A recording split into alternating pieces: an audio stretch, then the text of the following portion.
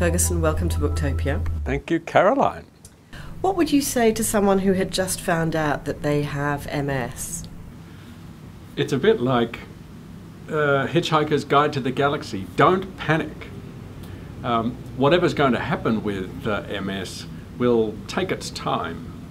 The other thing is, don't look at Google. Don't Google anything. Google is full of crazies, it's full of scary stories, it's full of guesswork, and not many sites that offer you facts. So they're the first two things. Don't panic, you can panic tomorrow. And stay away from the internet. And don't go to Wikipedia, you never know what's going on there.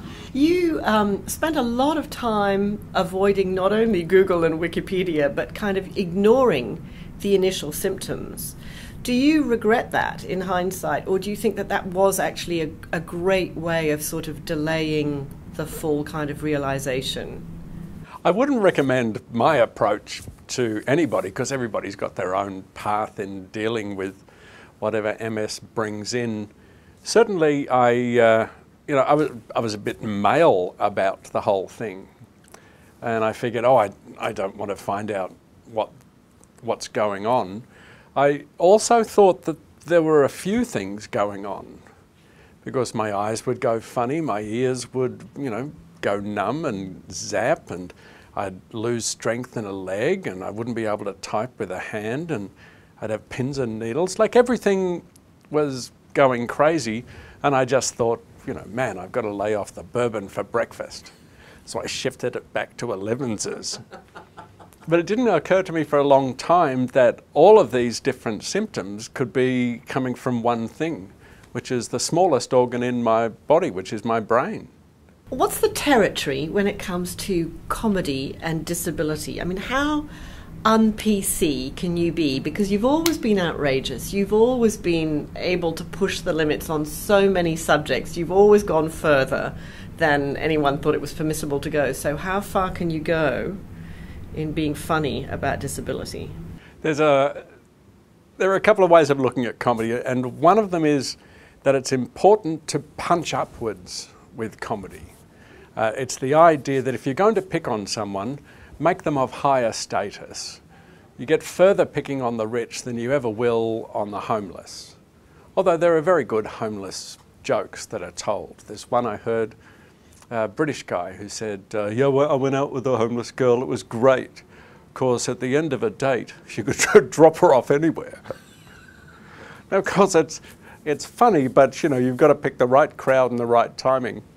But if you're punching upwards, then usually you're okay. And if you're punching yourself, if I'm making, trying to make humour out of having MS and the crazy symptoms and all that sort of thing, then, well, I think it gives me license to. For someone who doesn't have MS to make jokes about people with MS, well, you'd want them to be related or married to someone who had it. Otherwise, it just seems just a bit harsh. I'm just thinking about that fantastic scene in the book that you paint of that first gig in Edinburgh. Can you just take us back to that absolutely feral environment that you went into, that kind of lion's den? Well, yeah, the lion's den, it was called the Bear Pit, but lion's den even sounds more benign than a pit of bears. It was at the Fringe Club, as it was called, and it was nothing of the sort. There were no fringes. There was mostly skinheads in the audience and Scottish dockside workers and the women who liked going out with skinheads and Scottish dockside workers.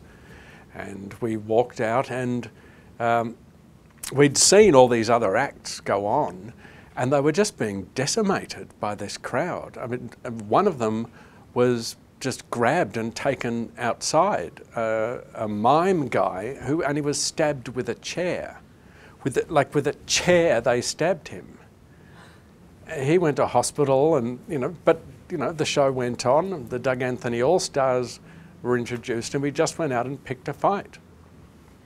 And it was the only way to survive, to stay one step ahead of them. So we abused them, we abused their heritage, we abused the Scottish women, we abused Scottish men. We picked a fight, and I think it was Paul who actually punched someone who heckled, because with a crowd like that, there's no point in having, you know, banter. Someone heckled, so he just walked up and punched him. And of course, because of the crowd, they all went, "Hey!" There was no one saying, "I say, do you mind?" Was that the toughest crowd you've ever faced, or has there been anything worse, or any moment when you've been more scared and thought, we're really for it here? There was a venue called the Tunnel in Brixton, and that was a harder crowd, and still is. The Tunnel in Brixton is still going, and the audience gets physical, and they get physical very quickly. And if they turn, as they did on us once badly, things can go seriously out of hand. And it was, I think, Richard Fidler's fault, the guitarist. They'd been heckling us, and we just gotten off a plane from, I don't know where we'd been. We were all exhausted. We had to do the Tunnel.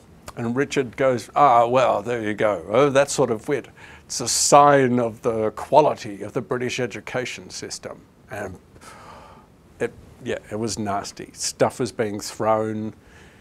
If we hadn't been able to escape that way, we would have been in trouble. We met one comedian who said, "Whenever I play here, look outside," and there was a girl behind the wheel of a car, and its lights were on and its engine was running. He said, "Always have her there. As soon as it's done, I'm out." I'm in the car, we're gone.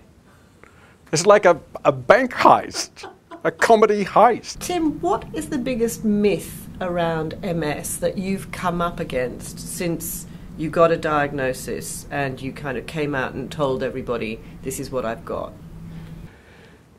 Probably the most maddening one is to hear on the news, the ABC news, and these people who are supposed to be, you know, educated in all things. It was only the other day I was watching ABC 24 and one of the hosts said that Annette Funicello had died of MS. This is impossible. You can't die of MS. You can die of things that are related to it, but you know, it doesn't kill you. The first thing a neuro told me was, look, the good news is it doesn't kill you. The bad news is it doesn't kill you. And he thought that was hilarious. So that's probably, you know, the thing that concerns me the most. You've called your book Carry a Big Stick, and you've got a stick with you today. Would you like to introduce us to your stick and tell us about your range of sticks? Well, this one is it's kind of a funny stick because, as you can see, there are little happy faces on this one. I was going through US Customs, and I travel over there a lot, and I just had this stick for this particular trip. I went do do do do do, and of course I was going through customs and had done the thumbprint thing, and then the customs officer looked down and went, "And what is that?" I said, "What? It's just a walking stick." Why has it got those faces on it? It only occurred to me then, you know, these could be mistaken for saying, "Hey, I'm full of ecstasy tabs." Thank you very much, Tim Ferguson. Oh, thank you, Caroline. Thank you, Booktopia.